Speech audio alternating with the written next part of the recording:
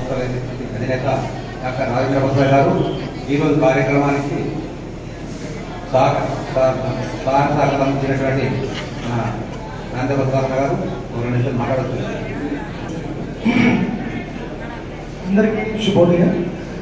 వేదికగా నిర్వహించిన పెద్దలు, ఈరోజు చీఫ్ గెస్ట్ మన పంగశాలి ముద్దుబిడ్డ నిరవతన్న గారికి మరియు జిల్లా గౌరవ అధ్యక్షులు యాదగిరి సార్ గారికి, వర్కింగ్ ప్రెసిడెంట్ హనుమాన్ గారికి, స్టేట్ కమిటీ ప్రెసిడెంట్ బుచ్చ రాజేశ్వరి గారికి, ఈ కార్యక్రమాన్ని నిర్వహిస్తున్న ఇంతమందిని ఒక తాటికి తీసుకొచ్చి ఈ ప్రోగ్రాం నిర్వహిస్తున్న నగర సంఘం అధ్యక్షులు బుజ్జటి వెంకటేశ్వర గారికి, అలాగే అందరి సంఘ పెద్దలకి, గుడిశెట్ల గారికి, యువజన సంఘం అధ్యక్షులకి మరియు అన్ని కార్యవర్గ సభ్యులకి, ఇక్కడికి వచ్చిన ధర్మసంఘ అధ్యక్షులందరికీ కూడా నమస్కారం.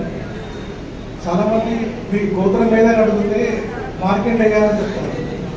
మీలో ఎంతమందికి మీ గోత్రాలు తెలిసి ఖచ్చితంగా ఇది మా గోత్రం అని తెలిసిన వాళ్ళు ఎంతమంది? కొంతమందికి తెలియదు. సో కొంతమందికి అంటే చాలా మంది అడుగుతుంటారు మార్కెండయ్య గోత్రం అనే చెప్తారు.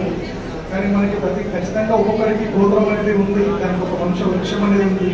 అది మన ప్రతి ఇంట్లో ఉండాలని చెప్పేసి ఒక ఆశ మన రసాయన గారి గురించి ఉంది. సో దాన్ని అందరికీ అందజేయడం ప్రయత్నం చేస్తారు. సో ఇది ప్రతి ఒక్కరికి తెలియాలి, మన గోత్రం ఏంటి, మన ఆచారం ఏంటి, మనం ఎక్కడి నుంచి వచ్చాము, మన వంశాల గొప్పతనం ఏంటి అనేది తెలుసుకోవడం చాలా ముఖ్యం. తిరుపతిలో పద్మావతి అమ్మవారు ఉన్నారు. ఎంతమంది తెలుసు ఇష్యూ తెలుసా మనకి? పద్మావతి అమ్మవారు కూడా మన పద్మశాలి వంతస్తురాలే అని చెప్పేసి అని అది జరిగింది. ఎందుకంటే తిరుచనూరులో అమ్మవారు ఉంటారు, అక్కడ చంద్రగిరి దగ్గరనేమో శ్రీనివాసమంగాపురంలో వెంకటేశ్వర స్వామి ఉంటారు. సో అమ్మవారికి పద్మావతి అమ్మవారిది తిరుచనూరు అని చెప్పేసి అని అక్కడే పుట్టింది. మరి వాళ్ళ వంశస్థులు ఎవరు? ప్రతి సంవత్సరం అమ్మవారికి పట్టలు ఎవరు సమర్పించాలి అని ఒక యుద్ధం జరిగినప్పుడు అప్పుడు అన్నమయ్య ముని మనవడు ఆ విషయంలో ఇది పద్మావతి అమ్మవారు పద్మవారి వంశస్థులే కాబట్టి వాళ్ళు మాత్రమే పట్టలు సమర్పించాలి అని చెప్పారు. సో మన వంశం అంత గొప్పది. సో మంచి మంచి ఆ తర్వాత మగ్గాలు వచ్చినాయి మనకి. ఆ మగ్గాలు ఇప్పుడు మా ఇంట్లో కూడా ఉంటే నాకు ఒక నస్టాలజిక్ ఫీలింగ్ ఉంటుంది మగ్గాలని చూస్తే. ప్రతి సంవత్సరం కూడా మనం ఆ పూజ చేసే వాళ్ళము. ఆయుధ పూజ అంటే మనకి మగ్గాల పూజే కాబట్టి దసరా రోజు కానీ వినాయక చవితి రోజు కానీ మనం మగ్గాలకి పూజ చేసుకునే వాళ్ళము. ఆ మిగిలిపోయిన పార్ట్స్ అయినా ఉంటాయి. సో ప్రతి ఒక్కరు ఇప్పుడు టెక్స్టైల్స్ ఇండస్ట్రీస్ వచ్చేసినాయి, కార్పొరేషన్స్ డెవలప్ అయిపోయినాయి కాబట్టి ఇప్పుడు మగ్గాలు వెళ్ళిపోయినాయి, టెక్స్టైల్ ఇండస్ట్రీస్ వచ్చినాయి. దాంట్లోనే మన వాళ్ళు చాలా మంది ఉన్నారు.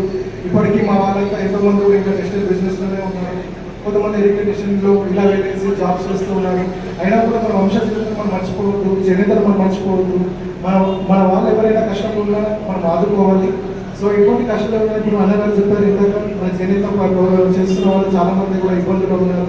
అటువంటి వాళ్ళందరికీ సాయం చేయడానికి మనం ఎప్పుడు ముందుకు రావాలని చెప్పేసి అందరినీ కోరుకుంటున్నాను. ఇటువంటి అవకాశం ఇచ్చిన మీ అందరికీ నమస్కారం చెప్తూ ధన్యవాదాలు.